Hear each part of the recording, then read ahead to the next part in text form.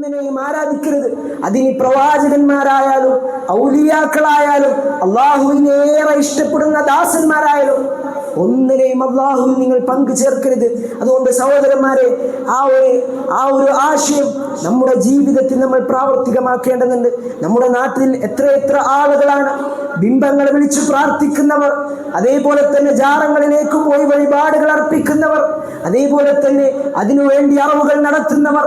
അങ്ങനെ പല ബിംബാരാധനകളും ശിർക്കുകളും നമ്മുടെ നാട്ടിൽ വ്യാപിച്ചു കൊണ്ടിരിക്കുമ്പോൾ നമ്മുടെ ജീവിതത്തിൽ ഇത്തരം ശിർക്കുകൾ സംഭവിക്കുന്നില്ല എന്ന് നമ്മൾ ഓരോരുത്തരും ഉറപ്പുവരേണ്ടതുണ്ട്.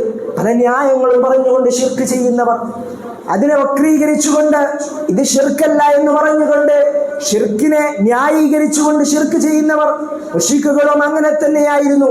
സൂറത്തുൽ സുമറിലെ 3-ാം വചനത്തിലൂടെ അല്ലാഹു സുബ്ഹാനഹു വ തആല പറയുന്നുണ്ട്, അലാ ലില്ലാഹിദ് ദീനുൽ ഖാലിസ്. അല്ലാഹു സുബ്ഹാനഹു വ തആല നിശ്ചയിച്ചു തന്ന ദീന് അവന് മാത്രമുള്ളതല്ല, അവനെ മാത്രം ആരാധിക്കുവാനല്ലേ. വല്ലദീന ഇത്തഖദൂ മിൻ ദൂനിഹി ഔലിയാ. എന്നാൽ അല്ലാഹു സുബ്ഹാനഹു വ തആലക്ക് പുറമെ ആരാധ്യന്മാരെ നിശ്ചയിക്കുന്നവർ, വലിയകളെ നിശ്ചയിക്കുന്നവർ, അവർ പറയുകയാണ്, മാ നഅ്ബുദുഹും ഇല്ലാ ലിയുഖർരിബൂനാ ഇലല്ലാഹി സുൽഫാ. ഞങ്ങൾ അവരെ ആരാധിക്കുന്നത് വെറുതെയല്ല, അല്ലാഹു സുബ്ഹാനഹു വ തആലയിലേക്ക് അടുക്കണമെന്ന പ്രതീക്ഷയിലാണ് ആരാധിക്കുന്നത്.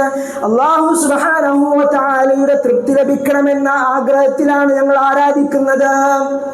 മുശ്രിക്കുകൾ പറഞ്ഞ വാദമായിരുന്നു.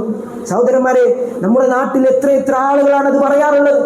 ഇവരുടെ ഹക്കും ജാവും ബർക്കത്ത് കൊണ്ടാണ് ഞങ്ങൾ തേടുന്നത്, അള്ളാഹുവിന്റെ തൃപ്തി ആഗ്രഹിച്ചുകൊണ്ടാണ് ഞങ്ങൾ ജാറങ്ങളിൽ പോകുന്നത്. എന്തൊരു അബദ്ധമാണ് പറഞ്ഞുകൊണ്ടിരിക്കുന്നത്. മക്കാ മുശ്രിക്കുകൾ പറഞ്ഞ വാദമല്ലേ. അതുകൊണ്ട് സഹോദരന്മാരെ, ശിർക്കും തൗഹീദും വേർതിരിച്ച് നമ്മൾ കൃത്യമായി കൊണ്ട് മനസ്സിലാക്കേണ്ടതുണ്ട്.